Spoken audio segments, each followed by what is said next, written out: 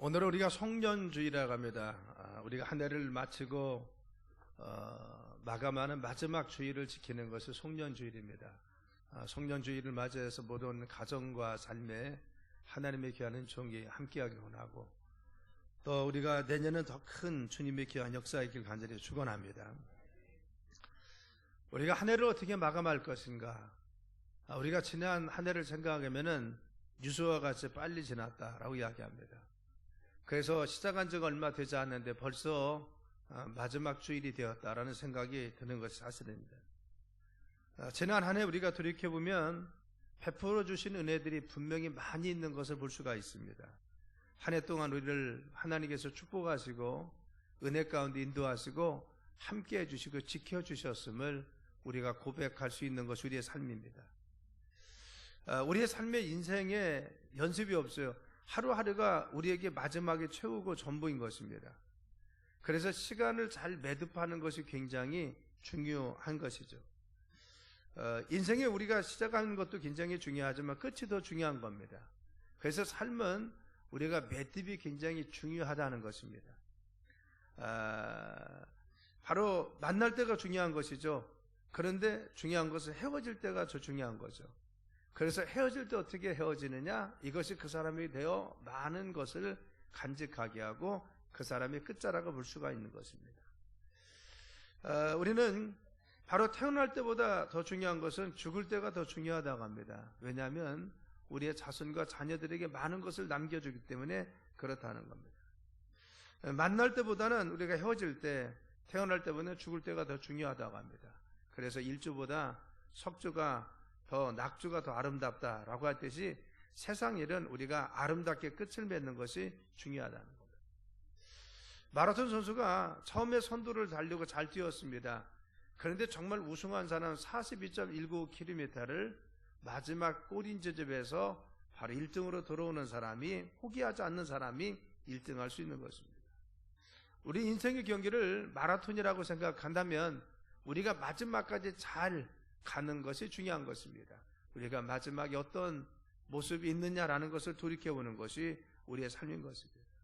마라톤 선수가 하다가 중간에 포기하거나 아니면 정말 자기 자신이 기권하면 아무런 소용없듯이 우리 인생에 가다가 중단하면 되지 않는다는 겁니다.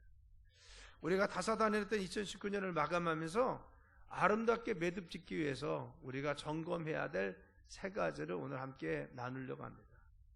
첫 번째는 감사로 한 해를 마감하자는 겁니다. 모세가 모압 평지에서 느부산을 올라가서 여리고 맞은편 비스가 산 꼭대기에 올라오매 여호와께서 길앗 온 땅 단까지 보이셨다 그랬어요. 모세가 마지막으로 느부산에 올라가 꿈을 그리던 가나안 땅을 바라보게 됩니다. 그래서 그 앞에 펼쳐진 가나안 지경과 지중해까지 바라보니 얼마나 감화와 감격이 깊은지 모르겠습니다. 모세는 40년 동안 광야를 바로와 같이 이스라엘 백성을 이끌었습니다. 80세에 부름받아서 40년을 고생하며 이 백성을 이끈 것입니다.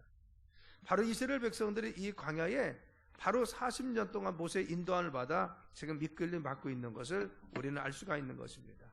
여러분, 정말 그 삶을 돌이켜볼 때 모세는 감격스럽고 감화스러운 것이 그의 삶이었다고 하는 것을 우리는 알 수가 있는 것입니다. 모세는 그의 삶에 80세에 이 백성을 이끌어서 나옵니다. 그런데 중요한 것은 40년 동안 광야를 이 백성을 인도한 것입니다. 모세의 광야의 삶을 보면 낮에는 구름기둥과 불기둥을 인도하셨습니다. 양식이 없을 때는 하나님께서 그들에게 만나를 공급하셔서 양식을 먹게 했습니다.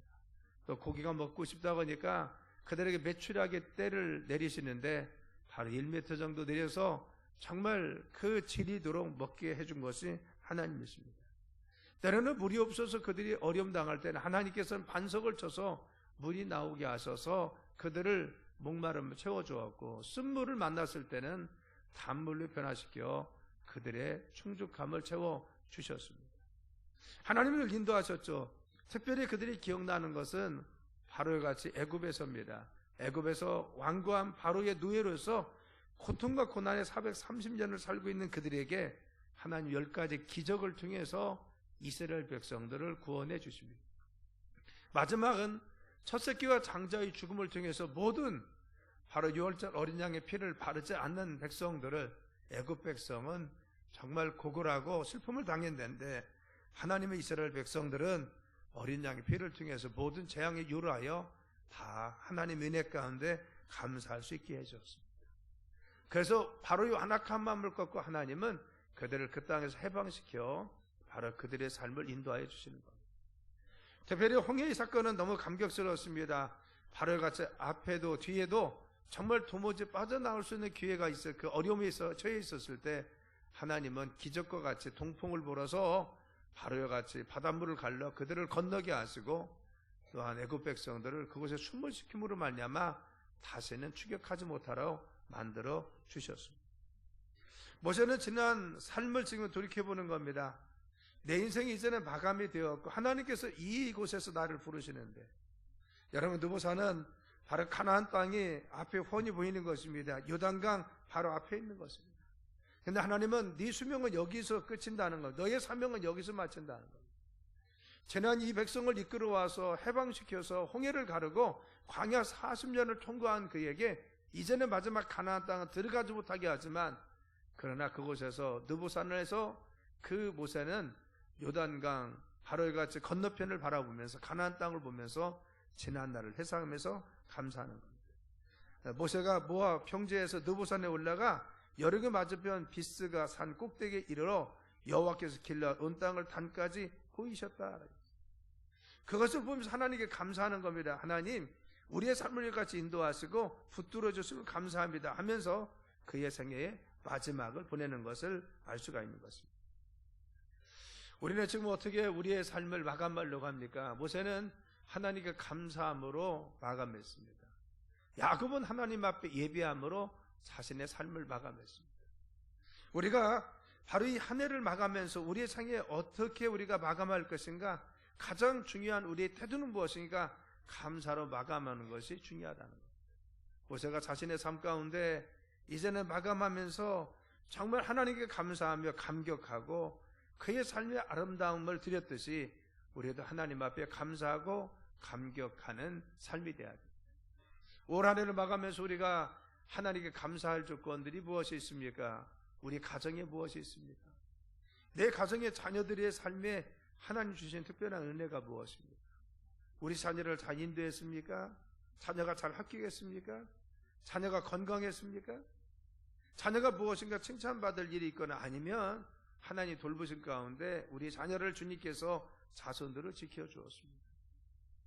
또 우리 가정의 전반적인 상황 어떻습니까? 우리 가정에 평안하게 지냈습니까? 아니면 위험 속에서도 어려움 속에서 그걸 잘 극복할 수 있도록 하나님께서 인도하신 것이 있습니까? 내 삶이 분명히 주님께서 감사하고 감격할 수 있는 조건들이 우리는 없는 것이 아니라 분명히 있다는 것을 우리는 기억할 수 있는 것입니다. 우리 직장에서 어떻습니까? 우리의 삶에 하나님께 감사할 수 있는 조건, 내 사업장은 어떻습니까? 우리의 삶에 무엇인가 감사의 조건을 찾아서 보면 지난 한 해 동안 하나님께서 우리의 삶에 베푸신 은혜를 감사할 수가 있다고 하는 것입니다. 뿐만 아닙니다. 정말 이 교회도 우리가 감사할 수 있는 것이 많이 있는 것이죠. 교회는 특별히 우리가 지난 40년 동안 되었던 교회에서 우리가 성전 건축을 늘 열망했습니다. 그런데 건축하지 못하고 있다가 정말 지난 17개월 동안 건축하고 나서 입당하여 입당 감사 예배까지 드리는 감격을 우리가 맞이했습니다. 특별히 건축을 통해서 감사한 것은 우리 성도들의 이탈이 전혀 없었다는 것입니다. 100% 없었다라고 하면은 아마 제가 파악하지 못한 사람이 있을지 모르니까 바로 그것은 바로 이와 같이 어려운 말이 될 수 있습니다. 그러나 제가 볼 때는 거의 이탈이 없었던 것이 건축입니다. 건축하기 이전에 많은 사람들이 염려했습니다. 건축하면 사람들이 다 나가요 라고 하는 사람이 있었습니다. 그런데 감사한 것은 전혀 유동하지 않고 우리 교인들은 하나님 앞에 집중해서 건축에 힘을 썼습니다. 건축하는데 물질도 전혀 어려움이 없었습니다. 물론 이제는 잔금을 치러야 되는 단계가 있기 때문에 대출도 우리가 추가를 해야 되고, 그리고 또한 잔금 치르기 위해서 헌금도 해야 됩니다. 그래서 우리가 지금 전심을 다해서 지금 헌금하고 있습니다. 그러나 우리가 조금만 더 힘을 모으면은 바로 마지막 잔금을 치르는 것은 전혀 지장이 없다는 것을 우리는 잘 알기 때문에 염려하지 않습니다. 하나님께서 정말 물질적인 것도 물론 우리가 부천에 있지만 그래도 잘 감당하게 이끌어 주었습니다. 특별히 우리가 정말 건축하면서 늘 염려는 안전사고입니다. 그런데 안전사고가 17개월 동안 한 건도 없었다는 것입니다. 어떠한 정말 위험과 어려움이 없었고 하나님께서 그 고기부기를 하나님 잘 넘겨주게 하셨습니다. 그래서 정말 아름다운 교회, 우리가 잘 짓고 화려하게는 짓지 않았지만 정말 아름답게 잘 지은 교로 하나님께 바로 입당할 수가 있었습니다. 입당 감사 예배 드릴 때는 앉을 자리가 없이 바로 정말 그 모든 사람이 다 예배를 드리고 외부 손님과 우리 교인들이 와서 하나님 앞에 감사하고 감격 속에 예배 드리는 그러한 주님의 은혜가 있었다고 하는 것입니다. 우리가 지난 1년을 마감하면서 중요한 것이 2019년 동안 하나님께 감사하는 한 해를 살자는 것입니다. 우리 가정에 나에게 주신 은혜가 무엇인지, 그리고 또한 우리의 가정에 주신 은혜가 무엇인지, 내가 주님께 감사할 수 있는 조건이 무엇인지 한번 여러분 떠오르는 것을 좀 기록도 해보고 적어보자는 것입니다. 우리가 송구영신 예배 때 오면은 지난 한 해 동안 감사한 것을 우리가 기록하고 적는 시간도 있고 그것을 회상하는 시간도 있습니다. 우리가 정말 이와 같이 우리의 삶 가운데 감사의 조건이 무엇입니까? 교회는 무엇인지, 특별히 내가 감사해야 될 사람이 누구인지 한번 기억하는 것도 중요합니다. 여러분 지금 이 시간에 내가 감사해야 될, 특별히 오래 감사해야 될 사람이 누굽니까? 그렇죠. 그에게 내가 감사 편지를 글로 쓰거나 아니면 메시지를 보내든가 아니면 전화를 해서라도 감사를 표현하면 더 좋은 마감과 한 해의 그러한 우리가 마감이 될 수 있을 것입니다. 우리가 감사로 한 해를 마감합시다. 그래서 여러분 가정을, 그리고 우리의 삶을, 교회에, 그리고 내가 특별히 사람에게 감사할 조건이 무엇인지 한번 기억하고 하나님께 기도하는 순간순간을 보내면서 한 주간을 마감하시기 바랍니다. 두 번째는 화요로 한 해를 마감하자는 겁니다. 한 해 동안 혹 막힌 담이 있었습니까? 서먹해진 관계가 있었습니까? 그리고 또한 내가 상처받아서 마음속에 바로 이와 같이 막혀진 관계가 있습니다. 그리고 깨어진 관계 때문에 늘 마음이 부담스럽고 어렵습니까? 그렇죠. 예수님께서는 모든 막힌 담을 헐게 하시고 깨어진 관계를 회복시켜주기 위해서 이 땅에 오셨다고 에베소서 2장 14절에 말씀했습니다. 그래서 그는 우리의 화평이신지라 돌로 하나를 만드사 원수된 것 곧 중간에 막힌 담을 자기 육체로 하셨다라고 했습니다. 바로 우리 주님이 이 땅에 오신 것은 모든 막혀진 관계, 그리고 또한 단절된 관계, 그리고 또한 모든 관계가 바로 이와 같이 소통되지 않는 것을 잘 소통되도록, 관계가 원활하도록 바로 화평을 만들기 위해서 우리 주님이 이 땅에 오셨다는 것입니다. 그래서 우리는 늘 그것을 기억해야 됩니다. 바로 예수님께서 우리에게 화평을 주러 오셨음을 알고 늘 기억해야 됩니다. 마귀가 오면은 반목하고, 그리고 또한 대적하게 하고, 마음에 상처받게 하고, 단절시키고, 그리고 원수지게 하는 것이 마귀인 것입니다. 그래서 마귀가 왔을 때 반드시 이와 같이 원수되었습니다. 반복했습니다. 멀어졌습니다. 아담과 하와에게 바로 같이 마귀가 찾아오니까 하나님과 관계가 깨어지고 말았습니다. 하나님과 가까웠던 관계가 결국은 멀어지게 되어서 하나님의 축복을 다 잃어버리는 삶이 되었습니다. 그래서 사망 가운데 빠지게 된 것이 바로 마귀가 우리에게 주었던 바로 이와 같은 어려움인 것입니다. 또 인간관계도 파괴했습니다. 아담과 하와가 마귀의 말을 듣고 선악과를 먹은 후에 서로가 자기의 책임을 전가합니다. 뼈 중에 뼈요, 살 중에 살이라고 했던 부부가 서로가 자기의 책임을 전가하는 그러한 비극이 있어진 것이 바로 죄악의 이유인 것입니다. 우리의 삶에 마귀가 오면은 반드시 관계를 깨지게 합니다. 부부 사이를 갈라지게 하고 등을 지게 하고 오해하게 만듭니다. 그리고 가족 간의 분쟁을 일으키고 서로 반목하게 만듭니다. 교인 간에도 그렇습니다. 서로가 서로를 보지 않으려고 하는 반목은 어디에서 일어납니까? 마귀가 주는 것이고 마귀가 하는 것입니다. 그래서 마귀가 찾아오면 반목합니다. 원수지게 합니다. 마음의 상처를 늘 간직하고 그 사람을 대적하려고 합니다. 그리고 파당 지으려고 합니다. 이것이 주는 것이 무엇입니까? 마귀인 것입니다. 그런데 바로 하나님은 우리에게 하나 되게 하심을 믿으시길 간절히 축원합니다. 성령 안에서 예수 그리스도는 우리가 화목하게 이 땅에 오셔서 하나님과 관계도 화목되게 하시고, 그리고 인간과의 모든 관계도 화목되게 함으로 말미암아 하나 될 수 있도록 이끄신 것이 바로 성령님이시고 하나님이십니다. 그래서 성령 안에 있는 사람, 믿음 안에 있는 사람은 가정도 화목해지고, 부부간의 관계도 화목해지고, 그리고 성도들 관계도 화목해집니다. 그래서 성령 충만한 삶을 이와 같이 다르다는 것을 알 수가 있는 것입니다. 먼저 우리는 하나님과 화목되길 간절히 축원합니다. 다윗은 자신이 용서받지 못한 죄를 지었음에도 불구하고 하나님께 철저히 회개합니다. 그래서 성경은 말씀하시기를 바로 시편에 보면 밤마다 눈물로 내 침상을 띄우며 내 혀를 적셨다라고 했어요. 그렇죠. 밤마다 하나님께 탄식함으로 피곤하였다라고 했어요. 내가 피곤할 정도 밤마다 주님 앞에 참여합니다. 눈물로 내 침상을 적셨습니다. 자신은 우리 아내를 범하고 나서 나단 손자의 지적을 받습니다. 그리고 자신의 죄를 철저히 회개하는데 침상에 젖을 정도로, 혀가 바로 젖을 정도로 늘 눈물로 참여했던 것을 볼 수 있는 것입니다. 우리는 사울과 다윗의 차이는 여기 있는 것입니다. 사울도 그의 삶에 보면 죄가 있었습니다. 그런데 사울은 하나님 버리십니다. 그런데 다윗은 쓰셨습니다. 왜 그렇습니까? 사울은 자신의 죄를 뉘우치지 못하고 회개하지 않습니다. 그러나 다윗은 자신의 잘못을 회개하고 철저히 회개합니다. 그리고 다시는 그 죄를 범하지 않았다고 성경은 이야기합니다. 하나님께서는 자신의 죄를 고백하는 자에게 함께 하십니다. 우리가 그런 신앙이 되어야 되며, 올 한 해 하나님 앞에 우리가 허물이 무엇이었습니까? 내가 주님께 충성하지 못한 것이 어떤 것입니까? 하나님께 내가 서약하고 약속한 것을 지키지 못한 것이 무엇입니까? 내가 주님께 충성하지 못해서 예배 생활을 어떻게 했습니까? 내가 정말 내 삶의 기도 생활을 어떻게 했습니까? 우리의 삶에 다 하지 못한 거, 충성하지 못한 거, 하나님 앞에 온전히 서지 못한 거에 대해서 우리는 마감하기 전에 늘 회개해야 됩니다. 그래서 송병신 예배 때는 우리가 회개하는 시간, 적어서 회개하는 시간들을 특별히 갖는 이유가 여기 있는 것입니다.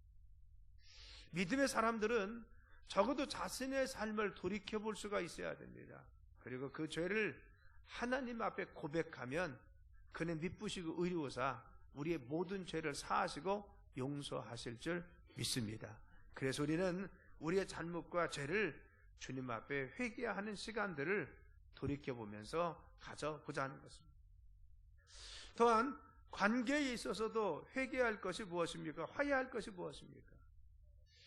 골로새서 3장 14년 누가 누구에게 불만이 있거든 서로 용납하여 피차 용서하되 주께서 너희를 용서하신 것 같이 너희도 그리하겠습니다. 여러분, 주님은요, 우리가 아직 원수되었을 때 하나님께서는 자기 아들 독생자를 이 세상에 보내시려 작정하시고 독생자 예수님을 이 땅에 보내주었습니다. 그리고 예수님이 이 땅에 오셔서 원수된 우리를 위해서 대신 십자가에 달리셔서 우리를 대신 피 흘리시고 죽으셔서 우리의 죄값을 치루어 주셔서 우리를 죄 가운데 구원해 주셨습니다. 예수님은 우리의 모든 죄값을 치르기 위해서 원수된 우리, 그래서 친구도 아닙니다. 그리고 우리는 선인도 아닙니다. 그래서 친구도 아니고 우리에게 선을 베푼, 우리가 하나님께 선을 베풀거나 친구도 아니었는데 원수 되었을 때 하나님께서는 우리를 위해서 예수님 보내셔서 화목제물로 죽게 하셔서 우리의 죄값을 풀어주셨습니다. 그래서 주께서 너를 용서하신 것 같이 너도 그리하라 그랬어요. 예수님 우리를 용서하셨듯이 우리도 용서하라는 것입니다. 내가 누구의 응어리가 있거나 상처받아서 늘 그 사람에 대해서 내가 미워하는 감정이 있거나 대적하는 마음이 있거나 그를 눈도 마주치지 않고 있다면 여러분, 우리가 풀어야 될 이유가 여기 있는 것입니다. 그래서 정말 우리는 다른 사람에게 피해 주는 것을 잘 느끼지 못할 때가 있습니다. 그런데 남에게 피해받은 것을 우리가 늘 기억합니다. 그런데 여러분, 중요한 것은 내가 그 상처받은 것 때문에 마음속에 용서하지 못하고 용납하지 못하면 하나님께서 기뻐하지 못하신다는 사실을 기억해야 합니다. 대척주의에 보면은 이런 관계입니다. 내가 누군가 용서하지 못하면은 평생 그의 종이 되어 산다는 사실을 기억해야 됩니다. 그래서 대척주의의 그림을 보면요, 내가 그 사람과 원수되거나 용서하지 못하면은 그 사람과 나 사이에 목에 체인이 걸려 있는 겁니다. 그래서 평생 그 사람을 따라다닙니다. 내가 기쁘고 성령이 충만했는데 그 사람만 기억하면, 그때 일을 기억하면 갑자기 미움이 생기고 마음이 우울해지고 자존감이 낮아집니다. 그래서 평생 그 감정과 그때의 추억에 묶여서 평생 동안 내가 묶여 사는 것이 용서하지 못하는 거예요. 엄밀한 의미에서 용서하라는 것은 다른 사람을 위해서 용서하는 것이 아니라 믿음의 사람, 나를 위해서 용서하는 거죠. 내가 용서하지 못하면 내 자신이 하나님 앞에 온전히 서지 못합니다. 내가 용서하지 못하면 내 마음속에 그 응어리와 감정이 견고한 인연이 되어서 하나님의 축복이 내 삶에 임하지 못하도록 가로막는 바로 장벽이 되고, 그리고 또한 깊은 견고한 진이 됩니다. 우리의 삶에 하나님 축복을 받지 못하는 것 중에 하나는 무엇입니까? 상처받은 것, 나에게 정말 아픔을 준 사람, 내가 정말 용서할 수 없는 그 상황과 그 사람을 내가 풀지 못하고 용서하지 못하면 결국 그것은 견고한 진이 되어서 나 자신을 해치게 된다는 겁니다. 어떤 사람은 육신의 질병으로 찾아오기도 하고 또 영적인 축복을 방해하는 요소가 될 수가 있습니다. 그래서 우리는 성경의 말씀과 같이 용서하고 용납하려고 하는 것은 그 사람을 위해서 하는 것이 아니라 엄밀한 의미에서 나를 위해서 용서하고 용납하는 겁니다. 또 이런 원리입니다. 내가 먼저 풀어야 하나님께서 역사하여 주시는 것입니다. 그래서 내가 먼저 시도를 해야 됩니다.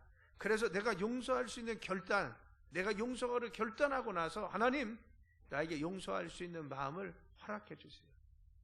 여러분, 그 기도하면 더 생각날지도 모릅니다. 그러나 선언하는 겁니다. 하나님, 내가 예수님의 이름으로 아무개를 용서합니다. 그때 상황을 내가 받아들이고 용서합니다. 여러분과 같이 내가 정말 용서를 선언하고 용서를 내가 결단하는 것입니다. 바로 같이 내가 받아들이고 결심하는 것입니다. 그리고 기도하면서 주님께 고백합니다. 하나님, 나에게 그것을 받아들일 수 있는 믿음 주시고, 그리고 용기 주시고, 그리고 또한 나의 마음의 상처를 지워주셔서 그걸 용납할 수 있도록 지켜 주옵소서. 그래서 받아들일 때 우리는 그 사람을 내가 용서하고 사랑하고 받아들일 수 있는 것입니다. 그리고 먼저 찾아가는 것이죠. 내가 먼저 손을 내밀고, 내가 먼저 그에게 찾아가고, 내가 먼저 그에게 사랑을 베푸는 것입니다. 물론 그 과정은 힘들고 어려운 것입니다. 용서를 구하는 것도, 아니 용서하는 것도, 내가 당신을 용서합니다 하는 것도 없습니다. 하나님 앞에 고백하는 것조차도 힘들 수가 있습니다. 그런데 우리 주님을 용서하셨듯이 우리는 적어도 내 마음속에 그런 원수된 마음을 내려놓을 수 있는 삶이 되길 간절히 축원합니다. 먼저 손을 내밀어야 됩니다. 특별히 여러분들이 정말 내가 풀어야겠다라고 생각하는 사람이 있습니까? 전화해도 좋아요.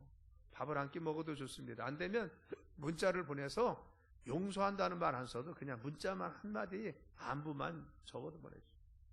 그리고 또한 연초가 되고 연말이 되니까 우리가 정말 SNS 문자 하나, 이메일을 보내거나 편지를 보내서 다음에 하나님이 함께 하시길 원한다고 하면서 그런 문자만 보내도 내가 시도하는 것입니다. 무언가 시도하는 것이 중요합니다. 특별히 부탁드리는 것은 여러분 가정에서 혹시 부부간에 어려움이 없습니까? 가정에서 자녀와 남편 간에, 아니 자녀와 부모 간에 어려움이 없습니까? 우리가 하나님은요 바로같이 가정에서 먼저 풀기로 합니다. 여러분 아내 남편이 쌓인 거 있으면 여러분 서로 용납하고 용서해 주세요. 받아들이고 사랑해 주세요. 저는 그렇게 생각합니다. 한 삶을 살아가면서 좋은 일만 생각하고 좋은 일만 이야기해도요 우리가 부족한 것이 우리의 삶입니다. 어떤 때는 정말 불만이 있고 그리고 또한 마음속에 그런 마음이 있을지라도 돌이켜 다짚어보면요 여러분 우리의 삶은 그렇게 길지 않습니다. 좋은 것만 생각하고 좋은 것만 같이 누려도요 그렇게 긴 삶이 아닙니다. 앙당 싸우고 살기는 너무 아까운 것이 우리의 삶이고 짧은 삶입니다. 우리가 서로 용납하고 용서하는 부부 됩시다. 그리고 가족 돼야 됩니다. 내가 먼저 가서 손잡아주고 화해하고 내가 먼저 베풀고, 굳이 내가 그거 용서합니다. 그 얘기 안 하지 않아도 됩니다. 또 그걸 굳이 꺼내지 않아도 됩니다. 중요한 것은 내가 그냥 자연스럽게 손 내밀고 손잡아주고 대화하고 가까이 가주는 겁니다. 그러면 풀어질 수가 있는 것입니다. 우리가 이 한 해가 마치기 전에 용서하고 화해해야 됩니다. 특별히 중요한 것은 우리가 하나님과의 관계를 화해하고 사람과의 관계, 가정, 그리고 관계, 교회에서 화해 관계를 이루자 그겁니다. 세 번째, 결심해야 합니다. 지난 한 해로 우리가 감사하며 우리가 정말 화해했습니까? 그리고 용납하고 받아들였습니까? 이제는 내년을 결심해야 됩니다. 나는 올해를 이렇게 못했기 때문에 내년에 이렇게 살아야지. 내년에 이런 소망을 가져야지. 나는 이런 기도 제목을 가져야지. 우리는 결심해야 되는, 내가 2019년에 다 하지 못한 거 내년에 더 많이 사랑해야 되고, 더 많이 충성해야 되고, 더 많이 헌신해야 되고, 더 열심히 살아야 되고, 이와 같이 결심해야 됩니다. 그래서 바로 여러분들이 남은 이 며칠 동안 하나님 앞에 결심하자는 거예요. 하나님, 나는 내년에 예배 생활을 이렇게 하겠습니다. 예배 출석을 낮 예배만 했는데 한번 저녁 예배도 시도해 보겠습니다. 여러분 중에서는 아마 낮 예배만 나오시다가 저녁에 몇 번 나오다가 못 나오신 분들이 있을 것입니다.